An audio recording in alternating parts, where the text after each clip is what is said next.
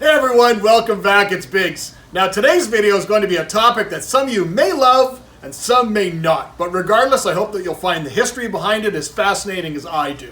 Today we're going to go a little bit deeper into glowfish and how they came to be.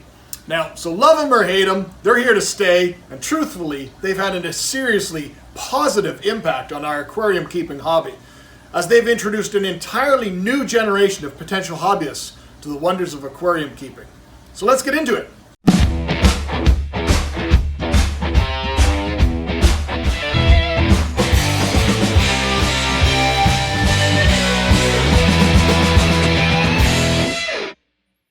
Now, if you're as fascinated as I am by the incredible diversity of life that surrounds us in our wonderful and often bizarre natural world, then you truly belong here with me.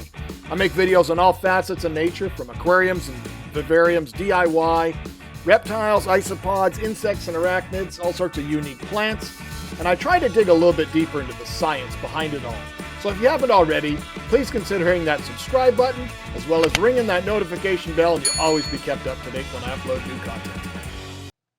Now, there are only two Florida fish farms that have the legal rights to produce glowfish: 5D and Segrest. Now, on my last trip to Florida, I spent a lot of time touring around with the amazing Sandy Moore, the president of Segrest Farms, and was fortunate to see their production facilities where they produce glowfish to meet the ever-growing demand for the North American pet trade. This is actually Sandy's holdback breeders in one of her facilities, one of the very small buildings compared to most. This is holdbacks of adult breeders of the glowfish. So this one's the orange or yellow, I guess. Zebra-danio? Zebra-danio, yeah. And these are just adult breeders that you hold back for, to maintain your genetic diversity. That's right. We got yellows. Yellow, got green.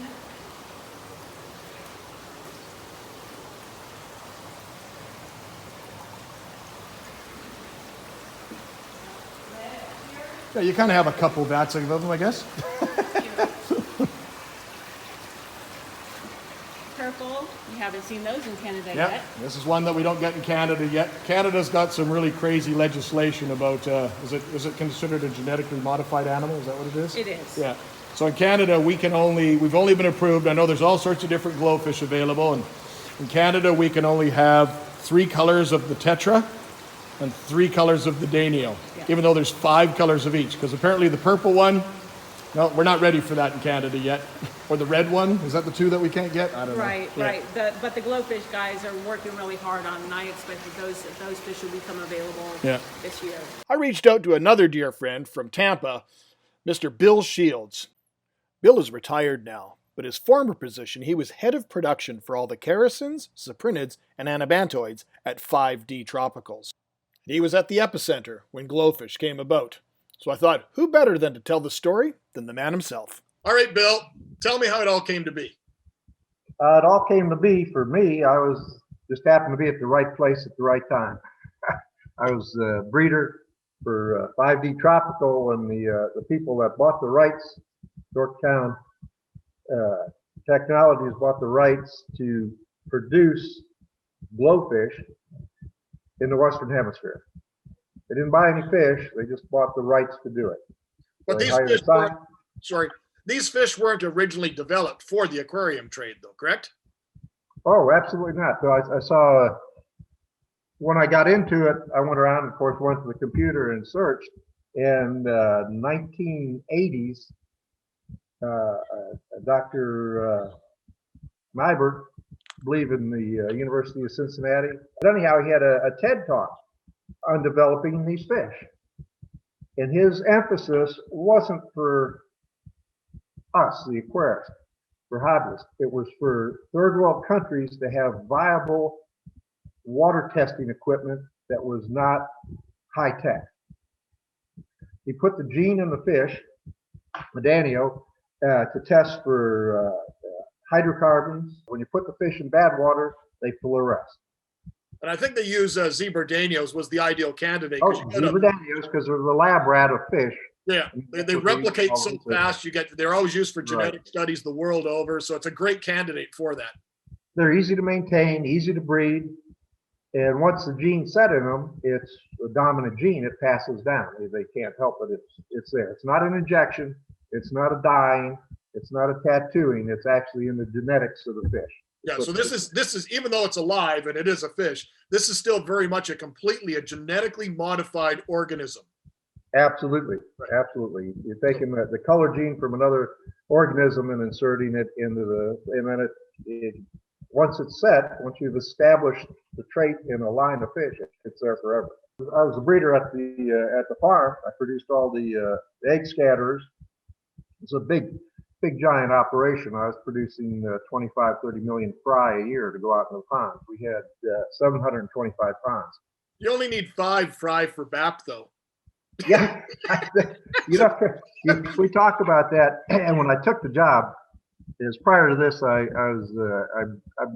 was a midwife for an Asian elephant herd. I delivered baby Asian elephants. So I went from big to little, and when I was offered the job, the thing that really was mind-boggling, it's like winning the lottery. The numbers. I think the first one on the allocation sheet was just regular zebra danios. You're to have 2 million in the ground at all times. I said, exactly what you said to me. You don't mean, well, down here you need 6 for BAP. I said, I've raised, I don't know how many species of fish I've bred and raised, but 6 for 2 months. You're talking millions, 750,000 black tetras and 500,000 black neons. And I said, oh my goodness. I said, well, go ahead. If I work out, good. If not, get rid of me. I said, I'll give it a go. Because it's a genetically modified organism, I can only speak for Canada, but I'm sure it's the same for the States, and I know it's the same for the world over. But this carries the same level of scrutiny to get these animals, they're animals still, but to get this animal into a country, it carries the same sort of scrutiny as a prescription drug in regards to permits and imports and whatnot. And even that, even working with these things, you guys had at the time, because I read in the article that you guys did, and you're talking 2.5 years you were working with these animals before anybody even knew these things existed. And that's only the first one, probably only one color at the time, right? It was red, yeah. Yeah, that's 2.5 years of work to make one fish. So people really can't understand or appreciate that amount of effort or work to be able to release the very first one. 2.5 years of solid work for one fish. Well, when we first started, I was working with a scientist, and he was in Minneapolis, Minnesota. I'm in Tampa, Florida. They used to overnight little vials with the embryos in them that he had the whole process is the egg has to be one cell when they do the injection.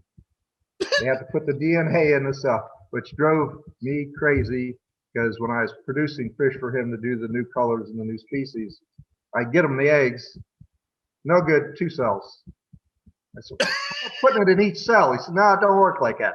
I said, oh my goodness, because you're time limited out. This isn't like the big fish we hormone inject, where you get thousands, tens of thousands of eggs and they're all the same age. And no. This is. Yeah, they scatter every day. They're like a continuous spawner, right? They're continuous spawners. And when we got into the other ones, they're too small to do the injections.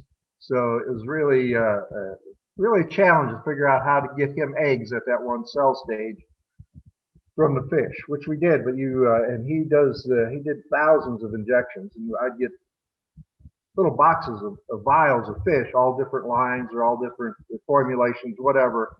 And most of them would be hatched when I got them, but they still have their yolk sac, so they'll be all right. So I had to raise them up and search for one. Just because you do the injection doesn't mean it takes.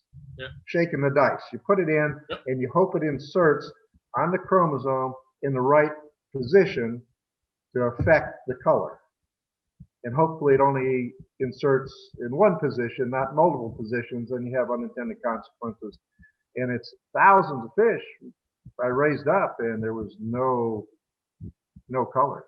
Well, here's a question that I really don't know the answer. I know the only thing I know about glowfish is what I've read about them. They're not necessarily my cup of tea, but I fully appreciate that they're in the hobby because it brings in so many different people that otherwise we would never see. But absolutely.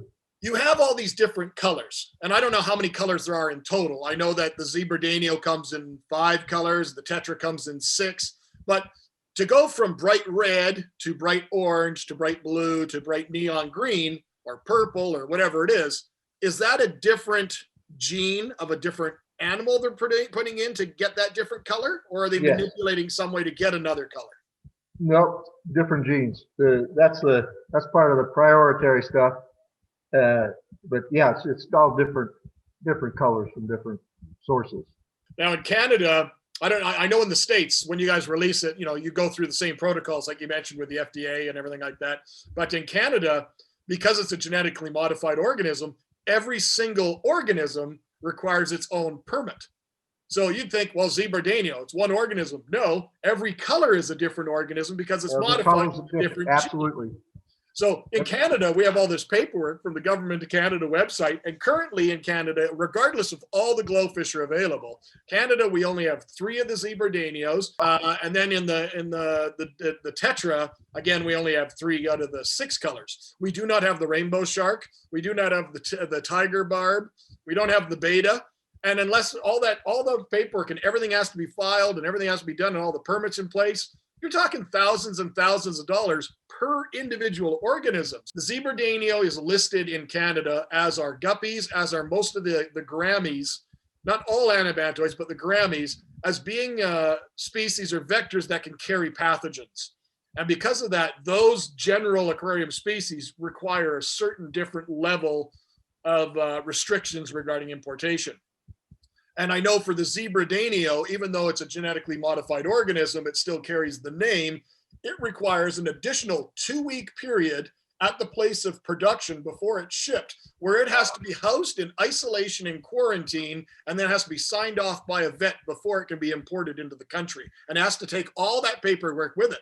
Well, the problem with the Zebradanio is not the best seller out of the ones, even in Canada. The skirt tetra is a far better seller than the Zebradanio, and I'm assuming it's the same in the States. But it's not the best performer. And then with all the upcharges because of the quarantine periods and the vet sign off, you're talking 20, 25% on top before the fish has even left the facility. So a lot of the Zebradanios are starting to kind of disappear from the trade in Canada because most of the wholesalers just don't want to go through the extra security measures to bring that fish in. It's just as wow. Skirt tetra is a big bodied fish that really shows up well in the tank. Yes. And but we didn't start with that one. We started with the Zebradanio. I think that the skirt tetra is an absolute ideal candidate, like you say, because they've bred it to remove the melanin, the black coloration of the natural form. So we had the white skirt, and then they go and modify it and add those colors. You get a nice clean palette of neon green or neon pink or whatever it is. It's really, like you say, it's very striking in an aquarium. But what it's done for the hobby, as you mentioned earlier, what it's done for the hobby, it's invigorated interest in having a tank in your house. Kids are interested. People that wouldn't normally have a fish tank want it as a decoration, and hopefully that hooks them into our hobby. So what do you think is going to happen with glowfish going forward, Bill? Do you think there's going to be more and more and more, or do you think it's saturated yet? I don't know. What are your thoughts? It's hard to say. I think there's plenty of room for new species. I mean, if they go in Asia, they have the angelfish. Yes. I mean, angelfish is that used to be my money-making fish when I was a hobbyist and needed money for buying stuff to expand my hobby. So once they get it in that, there's no reason they can't. Now, the angelfish is not a part of glowfish, even though it's a genetically modified fish. No. It's not the same company. No, and they're prohibited from importing them into the United States. Okay. So in North America, could glowfish go and produce an angelfish the same? Would there be a conflict? Yeah, they could, right? Yeah. Sure. Yeah, there's no conflict. It'd be a whole new thing. They'd have to develop the whole and go through all the hoops and the money, because, like you said earlier, they treat it as medicine, as a drug. Yeah. So it's just like trying to market a new anything. They have to go through all that. I mean, it's paperwork you had to do. You had to set up, and you had to go for the LD50s in certain conditions and temperature, and it was just amazing for a fish that is readily available. The only thing is one little gene in it. I mean, and it might not Or what if it gets out in the wild? Well, if it gets out in the wild here, we had flocks of birds like seagulls around the garbage dump. We got flocks of birds that have spent their whole life cycle waiting birds around the fish farm because you can't harm them. You can try to chase them, but yeah, so we were generationally. A lot of fishing tackle stores sell lures conveniently that are those colors for a reason. I don't think the same as in Canada. Almost all our native fish in Canada are all horribly mean looking monster fish, pike, walleye, bass, all these things. Yeah. Like every time they say that species not allowed in Canada because it could be established, we all just kind of giggle. Well, my friend, I really, really appreciate that. You know, like it's nobody better to get the insight because you were there at the ground level when it started. It was amazing. Years. So it was like going back to college and getting in the lab, and because that's how you had to work it. Every fish had to be identified as an individual. Yeah. Everyone, because the founder fish for all the colors is one fish. Yeah. And that's what they patent and trademark and all that stuff. And so everybody had to be kept individually. Yeah. Well, that's the thing is people say, you know, we know glowfishes, it comes in purple and pink or green or whatever it is, but that's not what they're registered as. Like just in the Canadian paperwork alone, the glowfish registered name, Danio, the blue form is not a blue Danio, it's cosmic blue, and it's a registered name to that registered organism. And the purple is galactic purple. It's, you know, each one has its own individual thing. And Glofish is the actual company, like you say. Everything, all the patents for everything are registered here. It's like dealing with behind the scenes. It's like walking and being invisible behind the scenes at Apple when they're developing their new iPhone or something like that. You know, the security and the scrutiny behind this stuff is crazy. And unlike just bringing in a new tetra you found in Brazil and releasing it, you can do that in small little isolated numbers and see how it kind of goes in the trade before you start really trying to breed it or put it into production. But with glowfish, you don't have that as an option. You have to, when you guys went, not necessarily you because you weren't involved, but when they went to release the beta last February, I think it was, there was probably 2 years of production to make that fish, and then to get that sheer numbers that they needed for the original launch is astronomical. Yeah, well, that was a biggie. Not only did we have to develop the fish, but I had to take that fish that we developed and make it into broodstock. Yes. And then I had to expand the broodstock so we'd have production numbers of broodstock. And then I had to share half my broodstock with Segrest because the company worked the deal. We did the research and development, and they wanted another company to also be doing production. Yeah. And so you're talking massive numbers before you're ready to go. Very much appreciated, my friend. I'm glad you're down there keeping warm. It's frigid and cold up here. It's horrible. Oh, it's frigid. We got a frigid. This is our cold snap at 61 right now. Well, that sounds terrible. The palm leaves are going to drop their leaves.